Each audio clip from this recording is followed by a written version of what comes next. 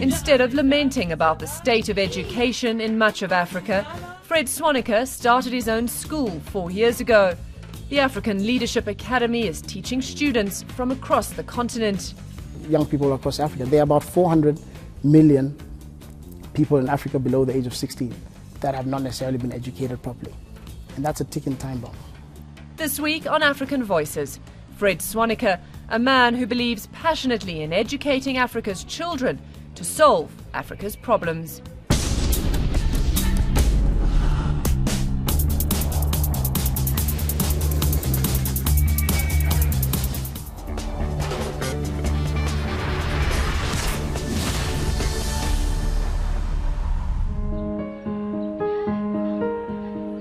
Fred Swaneker opened the African Leadership Academy, or ALA, on the grounds of a former printing training college on the outskirts of Johannesburg.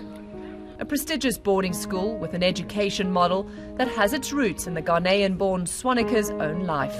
I left Ghana when I was 4 years old, and every 4 years of my life I moved to a new country in Africa. So I lived in the Gambia, I lived in Botswana, I lived in Zimbabwe. And then eventually after college I moved to South Africa.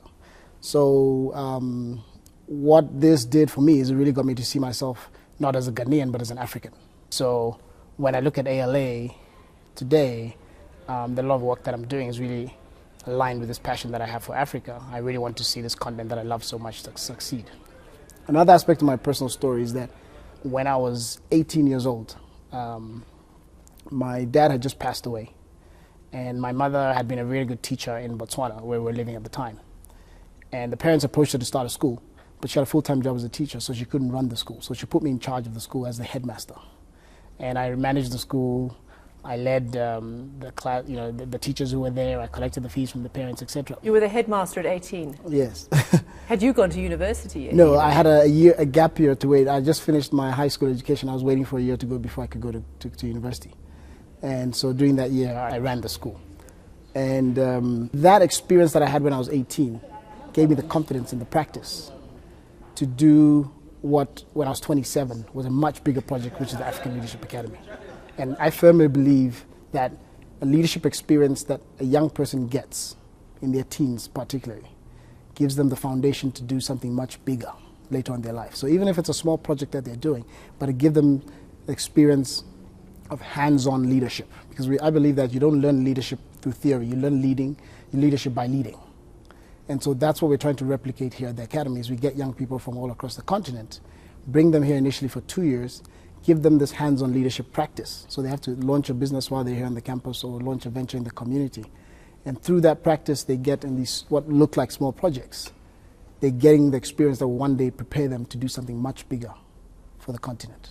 So it doesn't matter if these projects don't work out, Absolutely. or if the idea wasn't really good in the first Absolutely place. It's the fact that they're doing it. It's the fact that they got practice. I mean, you should attend a board meeting of these 17-year-olds on campus when they formed a team, and there's a CEO, there's a CFO, and they're presenting to their board. I mean, it's very similar to what you would see in a real-life board meeting of a large-size corporation. And if you look at the history of a lot of great leaders who changed the world, you can trace it back to a formative experience that they had in leadership in their teens. So Richard Branson started selling magazines when he was 16. And that's what prepared him to one day build Virgin. Nelson Mandela got involved with the ANC Youth League when he was in his early 20s. And that prepared him to lead this tremendous change that occurred in South Africa. Michael Dell was selling computers in his dorm room when he was 19 years old, and that prepared him to build Dell. Mark Zuckerberg started Facebook as a 17-year-old when he was in his dorm room at Harvard University. That prepared him to start Facebook.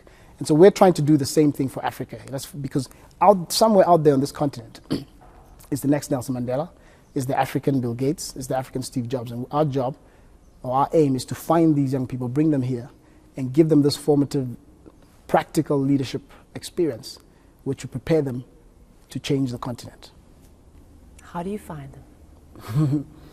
How do we find them? Well, we developed an elaborate system across the continent where we have about 2,500 educational institutions and NGOs that are working with youth throughout Africa in the most impoverished areas and in refugee camps, etc. So, for example, we collaborate with the UN High Commission for Refugees. Every year they send us a few hundred refugee applicants. And through this network, we find exceptional young people who have demonstrated that they have this leadership potential. So it's not just the cleverest. No, we're not. It's not just this, the person who stands up the tallest. Absolutely not, because you see, the best leaders are not necessarily the smartest people. We're looking for people who have demonstrated 4 attributes in particular. One is courage. Because the job of a leader is difficult, and very often creating change is going to be met with a lot of resistance, and you need to have courage to really step up and make that change. The second thing we're looking for, people who have passion. People who won't give up until what they are dreaming about has happened. We're looking for perseverance. People who, when they meet one obstacle after another, they'll keep going and they'll find a way around it, and they really will last the journey. And then finally, we're looking for people who have good values. Because when you think about why a lot of Africa's leaders have gone, have not necessarily served us our content well, it's when their values have gone off. And that's another reason why we're getting them this early age, because this is the age where they're just coming out from under the influence of their parents and starting to form their own views of the world. And if you can instill in them good values at this stage and build a solid foundation, then when they go on later on in their lives to become leaders, then we can really hope for good leaders in Africa, because it's almost impossible to change someone's values when they're in their 40s and 50s. You need to begin from the foundation stage, and then so over the last 4 years since we opened our doors here at the Academy, we've identified about 9,400 potential candidates from 48 countries across Africa, and we've selected 400 to be part of this program. And our aim is to create 6,000 leaders over a 50-year period for Africa.